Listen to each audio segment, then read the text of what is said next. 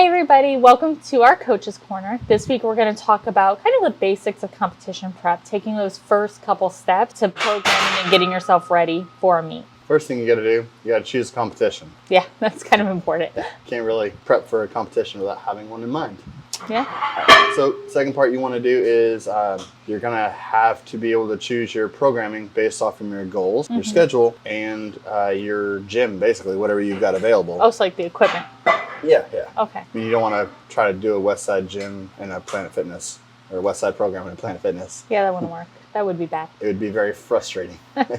Very, very frustrating. The importance of picking your competition will also give you that time frame to be able to choose out how long of a program you want. So if you want to do like a 12-week program, don't pick a competition a week away, a month away, something like that. If you're rusty and if you haven't never competed before, you can probably pick one that's a little bit closer, just to kind of jump into it, see where you're at, and then choose an actual competition that you want to set goals for and everything else after that one. Okay. But so really quick, you don't have to pick a competition just to like hit all these big PRs and things. Like you could just pick one just to try things out. Yeah, like if you never competed before, pick one a month, 2 months away. Gives you a little bit of direction, a little bit of guidance. Yeah. Lets you work toward a quick goal. Also gives you enough time so that you know whether you actually want to do a competition again afterwards or not. But it's not so far away that you're like dragging it out and then you build it all up and you're like, oh my God, I got to do a competition now. Oh my God, it's such a big deal. It's huge. Yeah, no, I can see that definitely. And your expectations are different too. Yep. Yeah. So when we look at getting ready to plan out a competition, that's where we take into mind our performance goals. So last week when we talked about our goal setting, performance goals allowed us to measure where we are at in our progress at the time. So what we would do here is really take into account, if I have 12 weeks to my competition, I might want to structure my performance goals to where I tested it an equal number of times within that 12-week period, and it being a 1 rep max. Something so you can get a kind of a guiding light, so to speak. Yeah.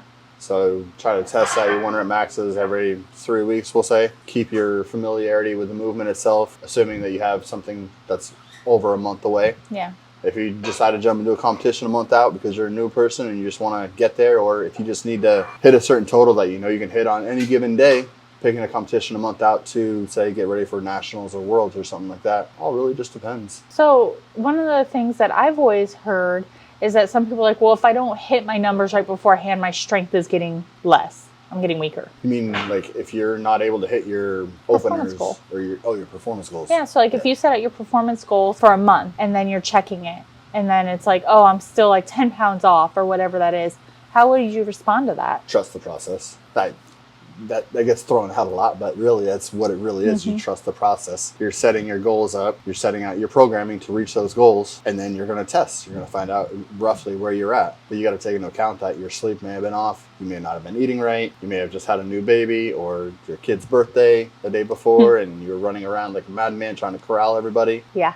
So it's a way to test and kind of see where you're at, but you're not set on a strict, I've got to hit this number to be able to get that number. Yeah. Because ultimately competition is just one day in time, hoping that you've peaked everything correctly, that you've gotten everything set up perfectly, and that you have the absolute perfect day. That's where you're setting up your goals. Make sure you give yourself that wiggle room. Don't set it on an absolute number and then you miss that number and now you just felt like a failure. So basically we write our goals in pencil. In that way we can be flexible, but also trust the process. So maybe that would give us an opportunity, if you're missing those performance goals, to check on our process goals and see if our program that we set for ourselves is meeting that, or if we're not getting enough sleep, like Ryan said. And if it becomes a trend, then consider changing the performance goals if needed, right? Yeah. Yep. Okay, cool. That makes some sense. Awesome. Well, this has been a lot of fun again this week, guys. This is about all we have on this, but we're going to keep getting into a little bit deeper into the getting ready for a meet as we move forward. So thank you so much. Don't forget to check out our website. Subscribe and follow like. us.